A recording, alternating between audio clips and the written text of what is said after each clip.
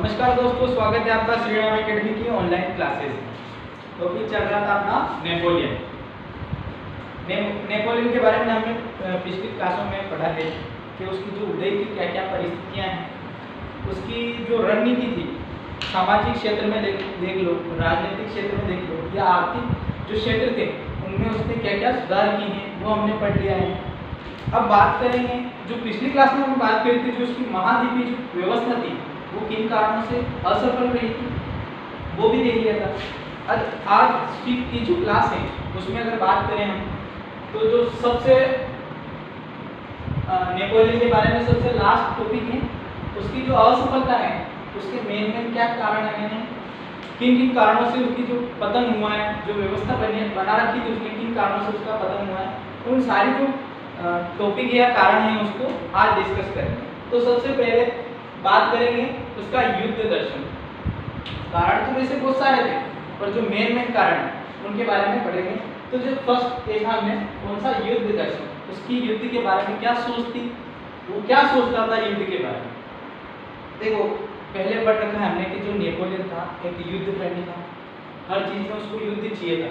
ठीक है, छोटी से छोटी समस्या को लेकर या हम बड़ी समस्या की बात करें तो हर समस्या का समाधान किसमें ढूंढता था, युद्ध में। ठीक है, और जब शासक नहीं बना था उससे पहले एक कुशल सैनिक, ठीक है, बंदा बिल्कुल निम्न स्तर से उठा हुआ है और युद्ध के कारण वो कहाँ पहुंच गया, टॉप लेवल पर। तो युद्ध से पहले क्या था, वो कुशल सैनिक। अब युद्ध के बारे में उसकी क्या सोच थी, तो उसने कथन कहा था कि जो यूरोप के अन्य देश हैं और उनके जो राजा हैं या शासक हैं वो किसी न किसी राजघराने से ताल्लुक रखते हैं या संबंध रखते हैं। तो उनको जो युद्ध में हार या जीत का जो होता है, जब उनकी हार हो जाती है या जीत हो जाती है, तो जीत से तो पता है उनकी जो है जनता के बीच उनका विश्वास बढ़ा रहेगा, पर जब हार हो जाती है उन अन्य देशों के राजाओं की, तो उनके ज़्यादा कोई इफेक्ट नहीं होता है। पर उसका जो कहना था कि अगर मैं यहाँ मतलब युद्ध हार जाता हूँ तो इसका क्या नेगेटिव प्रभाव होगा जो फ्रांस की जनता थी। क्यों? क्योंकि मैं युद्ध से उठा हुआ हूँ, युद्ध से उठा होने के कारण जो लोगों का विश्वास है, मैंने किसके थ्रू युद्ध करने या युद्ध की जो नीतियाँ थी उनके कारण मैंने यहाँ फ्रांस के लोगों का विश्वास जीता है। अगर मेरे युद्ध में पराजय हो जाती है तो जो वहाँ के लोग हैं, वहाँ की जो जनता है, उनके बीच मेरा जो क्रेडिट बनी हुई है, विश्वास, वो कम हो जाएगा या टूट जाएगा। तो ये है ना, हमेशा छोटी से छोटी चीज का किससे सोल्व करना चाहता था, युद्ध से। एक बड़ा कारण है उसका असफलता का, उसका मतलब ये युद्ध में ज्यादा रुचि रखता था। ठीक है दोस्तों, अब सेकेंड कारण की बात करें तो जो नेपोलियन की राजनीतिक भूल, ये एक कह सकते हैं कि एक बहुत समझदार व्यक्ति था। समझदार होने के साथ साथ इसने क्या किया, जब शासक बना तो उसके शासक बनने के साथ इसकी जो प्रवृत्ति होगी कौन सी होगी, तानाशाह प्रवृत्ति होगी। अब इसने क्या किया कि जो यूरोप था उसके सबसे पूर्व में जो देश अभी भी हैं वो है रूस, और जो पश्चिमी देश है वो कौन सा है, इंग्लैंड। अब इसने क्या किया कि जब महाद्वीपीय जो व्यवस्था थी उस समय इन दोनों देशों से इसने क्या किया, शत्रुता मोल ली। ठीक है, शत्रुता मोल ले ली। तब इसको क्या था कि जब यूरोप के जो शक्तिशाली देश थे उनके साथ इसने क्या शत्रुता ले ली, तो इसका अगर सोचता कि दो शक्तिशाली देशों के साथ इसने क्या शत्रुता मोल ली, तो जो बाकी अन्य देश है उनसे सहायता प्राप्त करें। क्योंकि जब अगर एक आदमी कितना भी शक्तिशाली हो, अगर उसके सामने 3-4 आदमी या 10 आदमी, वो चाहे शक्तिशाली नहीं है पर उनका क्या है, संगठन है, तो ये हमेशा इस एक अकेले आदमी कितना भी शक्तिशाली कह सकते हैं, कितना भी कुशल हो, पर 10 व्यक्तियों के सामने इसकी कुछ नहीं चलेगी और उसको डेफिनेटली एक उसको हार का सामना करना पड़ेगा। यही हुआ उसके साथ। तो उसको क्या है कि अन्य देशों से क्या सहायता प्राप्त लेनी चाहिए, पर इसने ऐसा कुछ नहीं किया। ये खुद को क्या एक साम्राज्यवादी और कुशल शासक मानता था। यहाँ सबसे बड़ी भूल हुई कि इसने खुद को ही सब कुछ मान लिया। प्रवृत्ति तो हमने देख ली थी, तानाशाह प्रवृत्ति, पर यहाँ पे इसकी सबसे बड़ी क्या बोल रही है, राजनीतिक रणनीति के उसने खुद भी साम्राज्यवादी घोषित या मान लिया था, या कह सकते हैं कुशल शासक मान लिया था कि मैं सबसे बड़ा हूँ और मेरे को कोई पराजय नहीं कर सकता। तो सेकंड कारण भी हमने देख लिया। अब थर्ड कारण को देखते हैं। तो थर्ड कारण को हमें उसमें भी पढ़ा था महाद्वीपीय जो व्यवस्था थी उसमें उसकी नौसेना थी तो काफी अच्छी, पर जो विरोधी या शत्रु देश थे जैसे इंग्लैंड हो गए, रूस हो गए, इनकी सेना के सामने नहीं टिक पाए। जब युद्ध का टाइम आया, समय आया, तो यहाँ पर जो इंग्लैंड की जो नौसेना थी उसके सामने कहीं से कहीं तक नहीं टिक पाई, और ये भी एक हार का या पतन, इसके नेपोलियन के पतन का कारण माना जाता है। ठीक है दोस्तों, अब बात करते हैं महाद्वीपीय व्यवस्था। इसमें क्या हुआ कि इसने क्या किया, यहाँ पर हम देखते हैं कि जब ये व्यवस्था प्रारंभ की थी इसने, तब इंग्लैंड के साथ इसने क्या किया, जो भी देश व्यापार कर रहे थे, व्यापारिक संबंध थे उनके पास, तो उसको नेपोलियन ने कम करने या बिल्कुल बाधित करने का कार्य किया। इंग्लैंड के साथ जितने भी देश व्यापार की जो थी रणनीति वो सारी हटा दी थी। क्यों?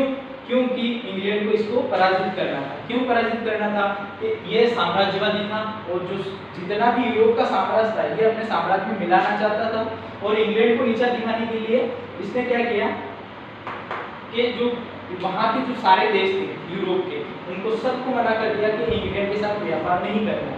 ठीक है, ये कर दिया मना। तब हुआ ये कि पलटा उसके ऊपर ही भारी पड़ गया।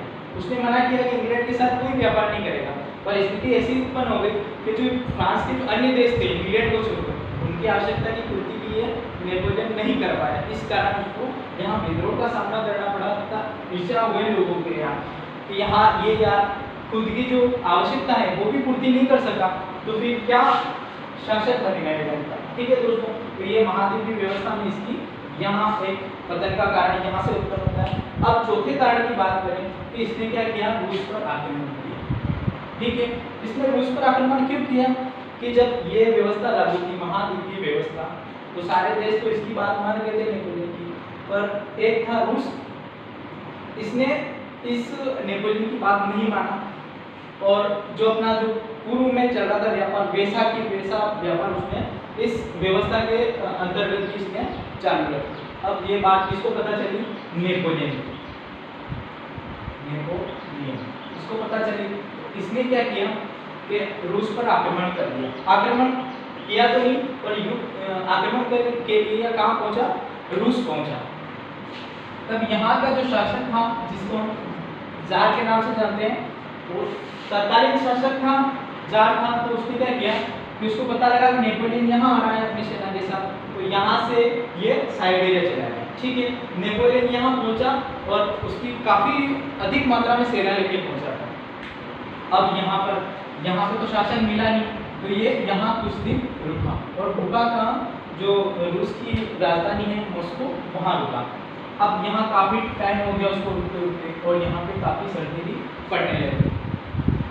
अब यहाँ सर्दी के कारण जो सेना थी नेपोलियन की, वो काफी लगभग कह सकते हैं आधी से सेना यहाँ मौत के घाट उतर चुकी थी, मौत हो चुकी थी ठंड के कारण, और जो उनको टाइम से खाना नहीं मिला, क्योंकि वो खाने की जो सामग्री थे वो कुछ दिनों के लिए वहाँ ले गए थे, और ज़्यादा दिन होने के कारण वो सामग्री क्या समाप्त होने लगी थी। तो इस कारण से वहाँ नेपोलियन की सेना लगभग आधी हो चुकी थी। तो अब उसने सोचा कि अगर वो जार या जो रूस का शासक है वो उसने हमला कर दिया, तो पहले तो वो नहीं हरा सकता था, पर अब सेना आधी हो गई है, अब तो डेफिनेटली अपनी हार पक्की है। तो इस चीज़ को देखते हुए नेपोलियन फिर फ्रांस आ चुका था। यहाँ से उसको बहुत बड़ी हानि हुई, और ये कारण भी माना जाता है कि नेपोलियन का जो पतन है उसमें ये कारण भी इम्पोर्टेंट है। अब बात करते हैं जब यहाँ से फिर आया यहाँ पे फ्रांस में, तो अन्य जो देश थे जिनसे जो नेपोलियन से परेशान हो चुके थे कि हर चीज़ में नेपोलियन अपनी बारी चलाता है, या कह सकते हैं कि तानाशाह प्रवृत्ति के कारण इन लोगों को इसने परेशान कर दिया था। तो इन लोगों ने क्या है, इन देशों ने ग्रुप बनाया, समूह बनाया या एक गुट बनाया, जिसमें जो देश थे तो वो छोटे, पर ये शक्तिशाली देश थे। ठीक है, तो इसमें कौन कौन से देश हैं? रशिया, ऑस्ट्रिया, इंग्लैंड, रूस, ये थोड़ा बड़ा देश है, स्वीडन। इन देशों में क्या है, गुट बनाया, और गुट बनाने के बाद इसने इन जो देश थे इन्होंने नेपोलियन पर एक साथ दावा बोल दिया तथा उसको इस वाले युद्ध में नेपोलियन को हार का सामना करना पड़ा और यही सबसे बड़ा जो कारण था कि ये गुट जो गुट बना लास्ट में और गुट ने जब नेपोलियन पे हमला किया तो यहाँ से नेपोलियन का पतन माना जाता है। ठीक है दोस्तों, आज हमने जो नेपोलियन की असफलता के कारण थे वो देखें। अब नेक्स्ट क्लास में हम एक छोटा सा टॉपिक और बाकी है वो देखेंगे।